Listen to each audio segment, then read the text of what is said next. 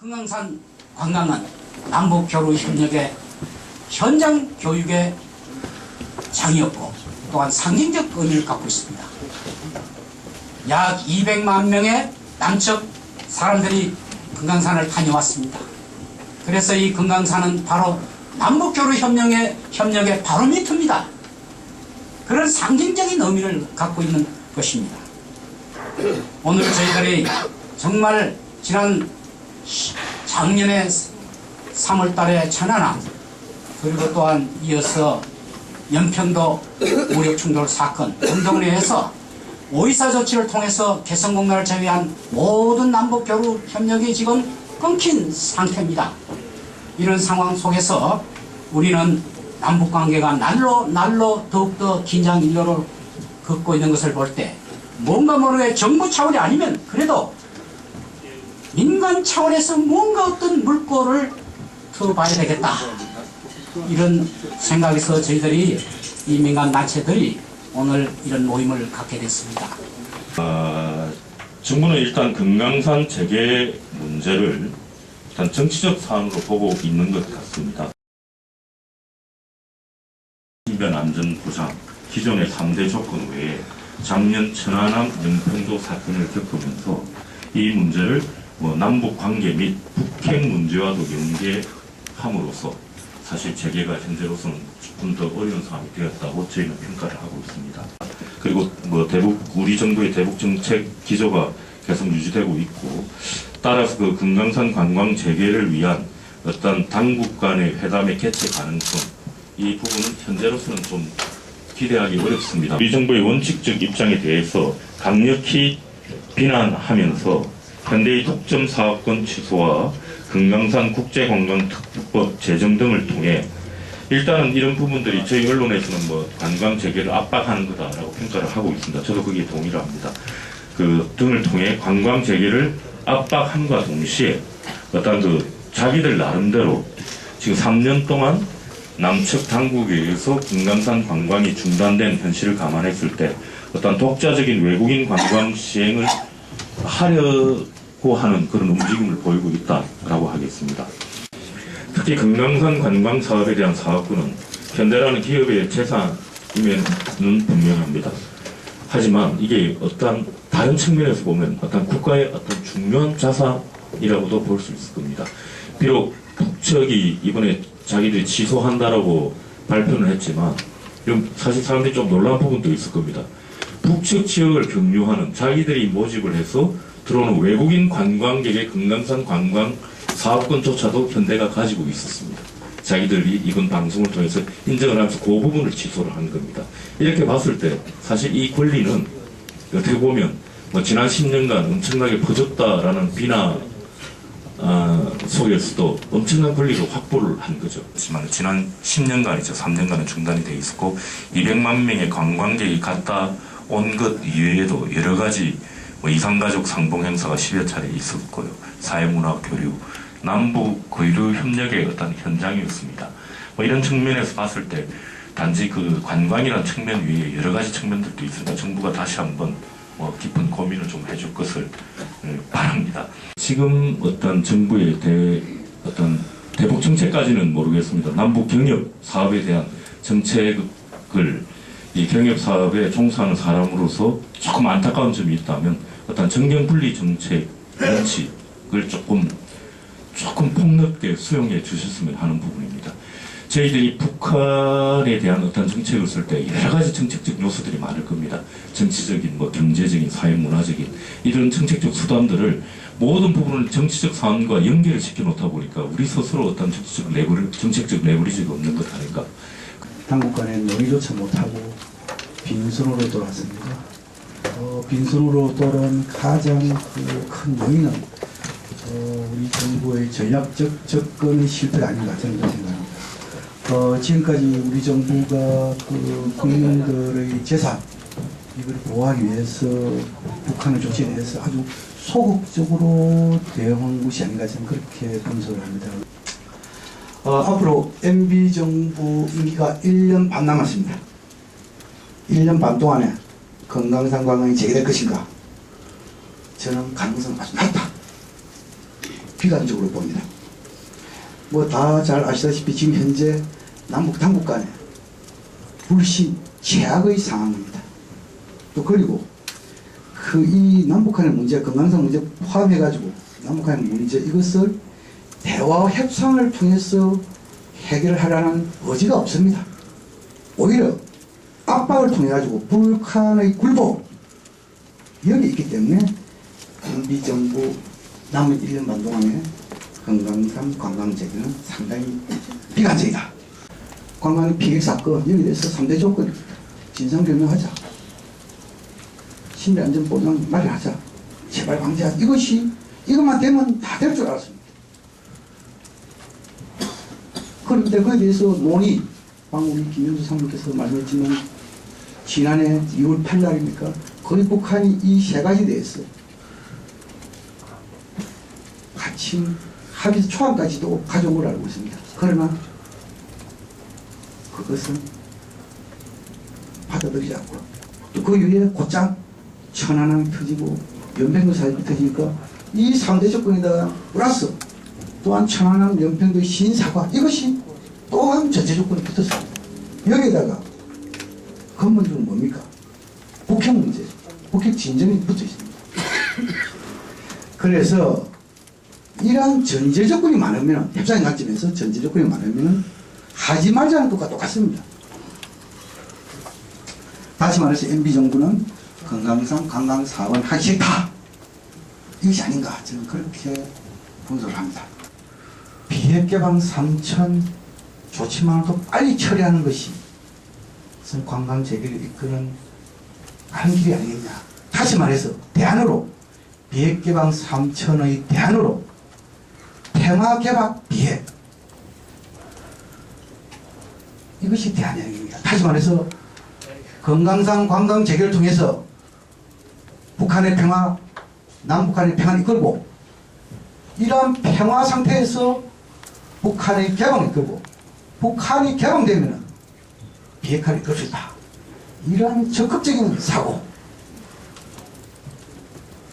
적극적인 전략, 문제해결 전략 이것이 지금 현재 필요한 것이 아닌가 저는 그렇게 생각하고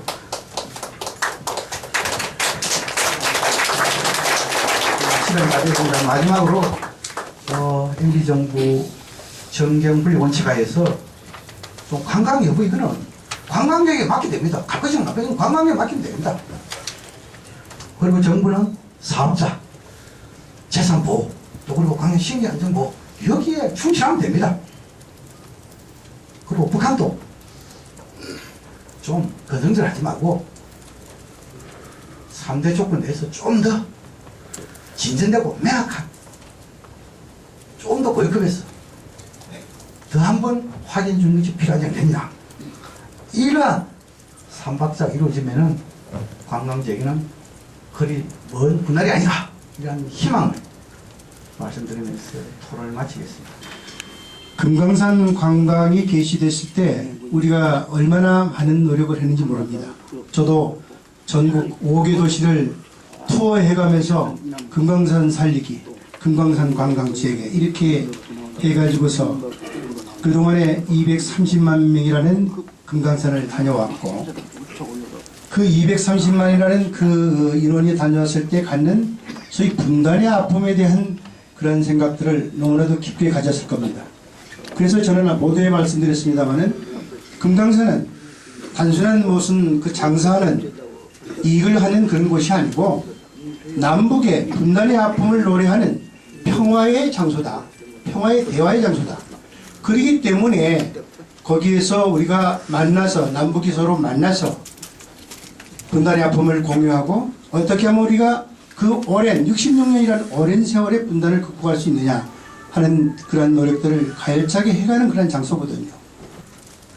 남한에 지금 대통령이 바뀌었는데 우리 지금 이거 걱정되는 거 아닙니까? 이거 중단되는 게 아닙니까? 이러더라고요. 그래서 무슨 말씀을 그렇게 하고 우리 비록 정권 바뀌었지만은 그러나 남북은 영원히 우리가 평화 통일로 가는 길이기 때문에 절대 그런 일은 없을 것이요.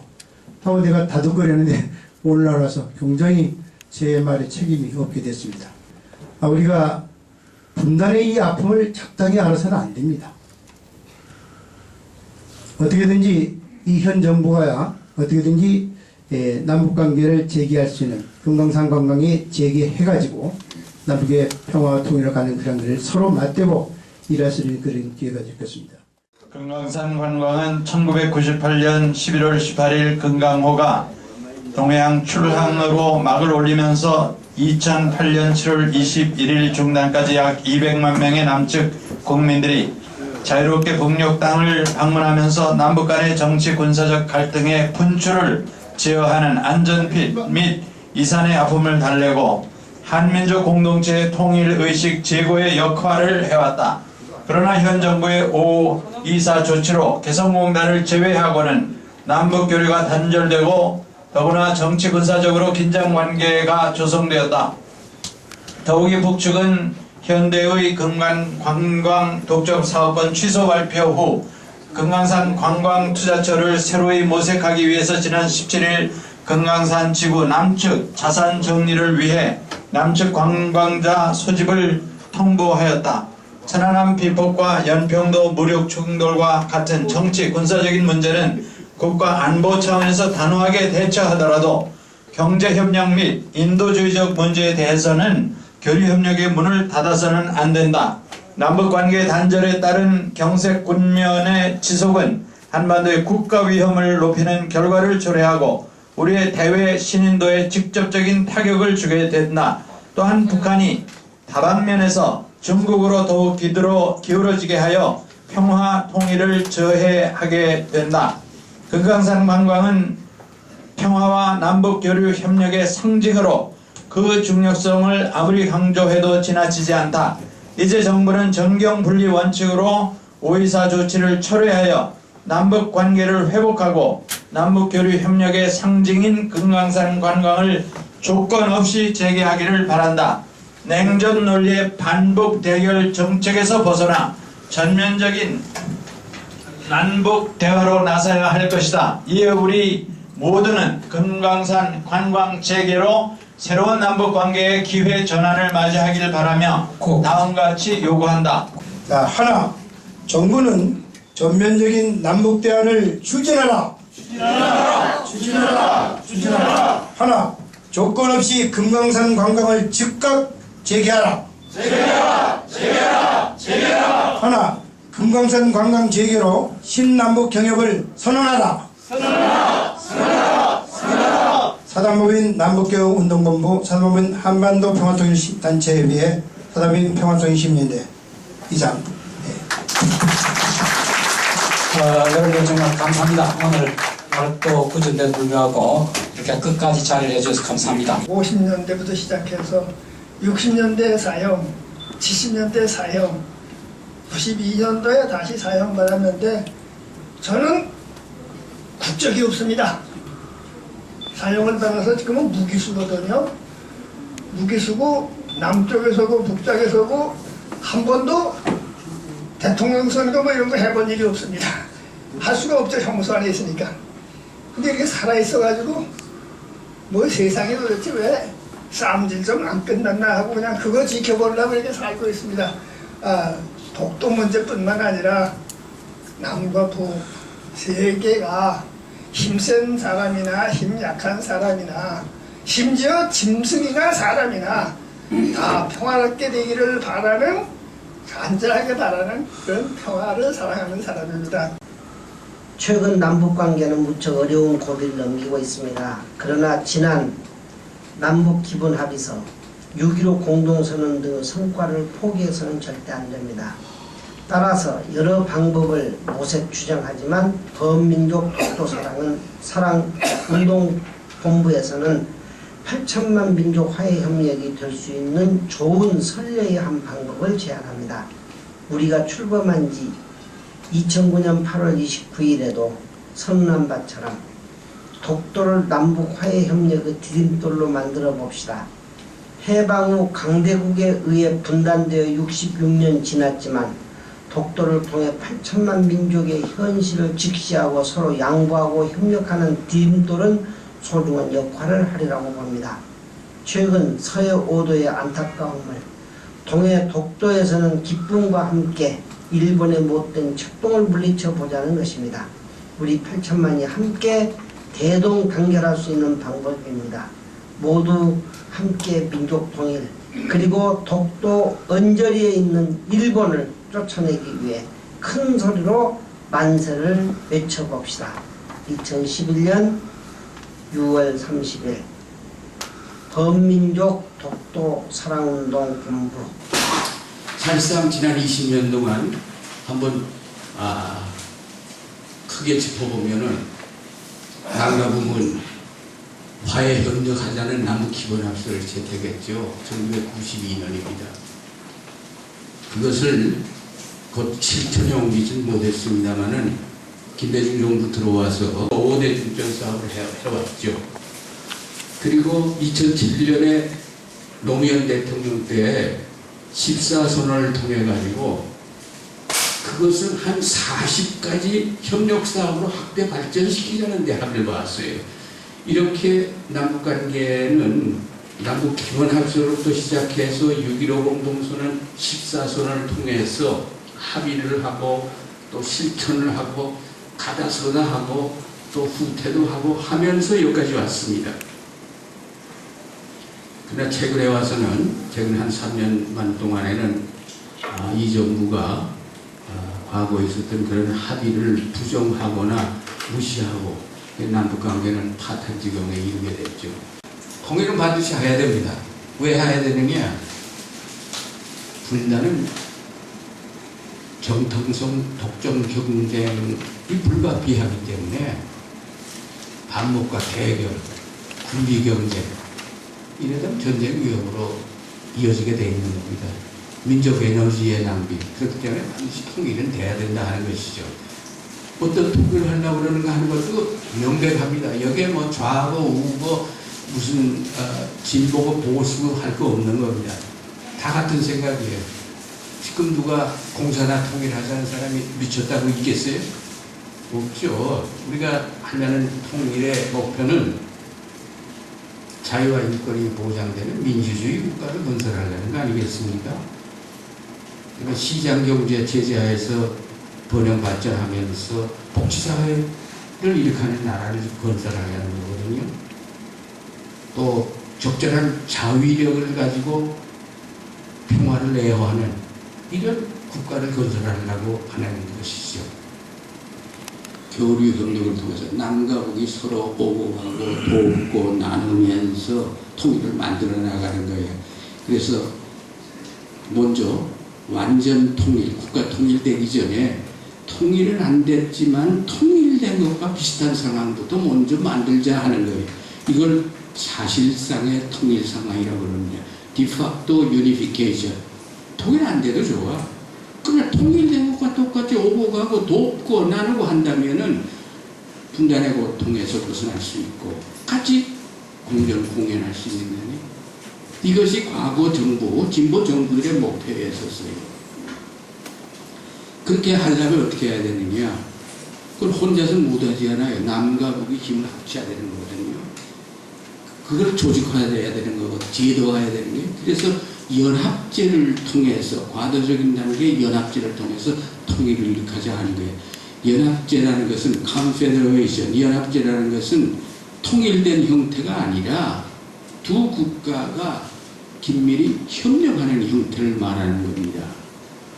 그래서 남과 북이 연합제를 형성해서 평화와 통일의 과정을 관리하고 촉진시켜 나가자. 이 과정에서 뭐 하느냐? 남과 북이 제일 방법론상으로 해야 될 게 뭔가 하면은 경제적 조건이죠. 경제공동체를 만들어 나가는 거예요. 경제공동체, 민족 경제공동체 또는 뭐 남북 경제공동체를 형성하면은 그 다음 단계는 경제통합을 이룩할 수 있고 그 정치통합으로 이룩할 수가 있다 하는 기능주의적인 접근 방법이죠. 그리고 이 과정에서 할 일이 군비가 없죠. 그 사람이 너무나 많이 갖고 있어. 2000년 6월 김정일 위원장과 정상회담을 통해서 6.15 남북 공동선을 통해서 이제부터 실천해 나가자. 6.15 남북 공동선언은 남북 기본합의서의 실천선언입니다. 실천해 나가자는 선언이에요. 근데 처음부터 아무것도 안 하던 남과 북이 갑자기 모든 걸 다 하고 싶다면 할 수는 없는 거 아니에요? 그러니까 한 5가지 정도만 먼저 시작해보려 하는 거예요. 뭐 하느냐? 첫째, 길이 있어야 사람과 물자가 오고 가고 하지 않는가 이것이요. 길을 만들자. 끊어진 철도와 도로를 연결하고 하늘길, 바닷길을 열자. 연결했죠. 기차가 오고 가고 했었지 않습니까? 나중에 구기차는 시베리아 철도를 통해서 유럽까지 가는 것으로 하자. 물류 중심지로 발전해야 되겠다 하는 꿈을 안고 있었죠. 두 번째, 남북이 경제협력을 본격적으로 추진하기 위해서 서로 체제가 다른 상황 속에서 지내왔기 때문에 하나의 산업단지를 만들어서 남쪽의 자본과 기술, 북쪽의 노동력을 결합을 시켜서 공동의 이익을 추구하는 동시에 북한이 경제발전을 어떻게 나갈 것인가 배울 수 있는 기회를 만들자 해서 한 것이 뭡니까? 개성공단. 개성공단이에요. 그 다음에 세 번째로는 여러 분야에 걸쳐서 많은 사람들이 오고 가고 하는 것을 시작하자. 그래서 방북 뭐 이런 게 이루어지지 않습니까? 그 6.15 공동선언 이후 7년 동안 44만 명이 남북으로 오고 갔어요. 그 이전 반세기 동안에 남북으로 오고 간 인원은 3,000명에 불과합니다. 그러나 뭐 독일에 비한다면 이건 엄청나게 적은 숫자지만은 시작으로서는 소중한 것이 없죠. 그다음 네 번째는 이산가족의 한을 풀어주자. 이산가족 상봉. 그래서 지금까지 4,000가족 대개 2만 명의 이산가족이 상봉했습니다. 정말 아무것도 아니죠. 아직도 많은 사람들이 못 만나고